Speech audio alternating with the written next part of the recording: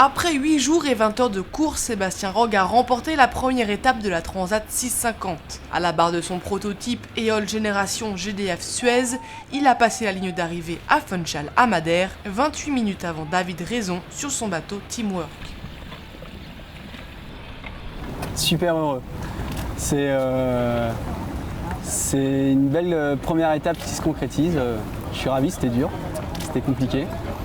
Et puis arriver sur Madère comme ça, au coude à coude avec le 747, c'était parfait, génial. La seule question à se poser, c'était est-ce que je suis sur la meilleure optimisation possible en termes de course?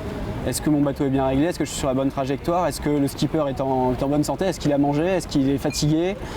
Qu'est-ce qu'il a envie? De quoi il a envie? Parce que c'est quand même lui qui fait tourner la machine. Donc voilà, tout le temps mes questions étaient là. Pour la petite histoire, Rogg n'avait pas été repéré depuis plusieurs jours à cause d'un problème de balise. Ce n'est qu'au matin de l'arrivée qu'un bateau accompagnateur l'a localisé lors d'un contact VHF. Le suspense et la surprise auront donc été entiers pour chacun jusqu'au dénouement. En deuxième donc David Raison à bord de son bateau atypique à l'étrave arrondie Teamwork Evolution. Et le skipper qui aura essuyé les critiques peut être fier. Le Magnum a une nouvelle fois fait ses preuves. La troisième place est remportée par l'Allemand Jörg Richter sur son proto Mare.de. Du côté des séries, c'est Benoît Mariette qui remporte cette étape.